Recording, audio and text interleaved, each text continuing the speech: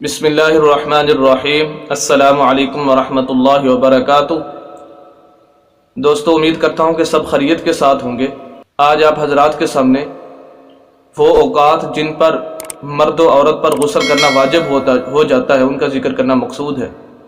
اسلام ہمارا ایک کامل اور فطری دین ہے۔ وہ یہ چاہتا ہے کہ انسان ہر وقت پاک صاف رہے۔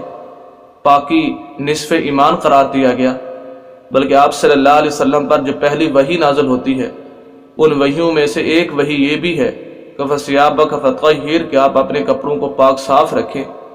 تو یہ اسلام پاکی اور صفائی پر بہت زور دیتا ہے، کیونکہ صفائی ایک ایسی چیز ہے، ایک ایسا فطری عمل ہے کہ اس کے بغیر کوئی بھی ہماری عبادت قابل قبول نہیں۔ تو وہ اوقات جن پر انسان پر غسل کرنا واجب ہو جاتا ہے ان میں سے ایک کہ جب مرد و عورت آپس میں ملتے ہیں اور اپنے خاص تعلقات قائم کرتے ہیں، اس کے بعد دونوں پر غسل کرنا واجب ہوتا ہے۔ نمبر 2، اگر تعلقات کے دوران صرف مرد اپنی شرمگاہ کا اگلا حصہ عورت کی شرمگاہ میں داخل کرتا ہے، چاہے انزال ہو یا نہ ہو، یعنی مادہ منویہ نکلے یا نہ نکلے، ان دونوں حالتوں کے اندر جیسے ہی وہ خاص عضو عورت کی شرمگاہ میں داخل ہوگا تو اس سے دونوں پر غسل کرنا واجب ہو جائے گا۔ اس سے انزال کا ہونا، مادہ منویہ کا نکلنا ضروری نہیں ہے۔ نمبر 3، جب عورت حیض سے پاک ہو کہ ہر مہینے اس کے جو خاص ایام ہیں جب وہ خون آنا بند ہو جائے تو اس حالت کے بعد عورت پر غسل کرنا واجب ہوتا ہے۔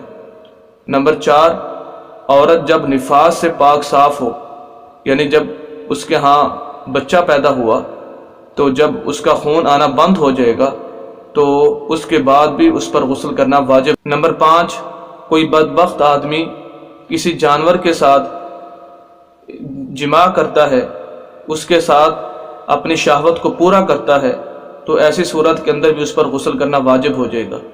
نمبر 6، مرد رات کو سوئے ہوئے ہونے کی حالت میں وہ خواب کے ذریعے یا بغیر خواب کے صبح اٹھ کر اپنے کپڑوں پر تری دیکھتا ہے اور اس کو احتلام ہو جاتا ہے، چاہے اس کو خواب کے ذریعے ہو یا بغیر خواب کے ہو، دونوں صورتوں کے اندر اس پر غسل کرنا واجب ہوتا ہے۔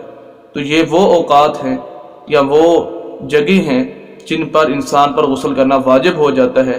ایسی حالت کے اندر اگر غسل نہیں کرتا تو وہ گنہگار ہوگا، اور کوشش کرنی چاہیے کہ ناپاک ہونے کے فوراً بعد انسان کو غسل کر لینا چاہیے۔ زیادہ وقت اس کے اندر گزارنا یہ پسندیدہ نہیں ہے۔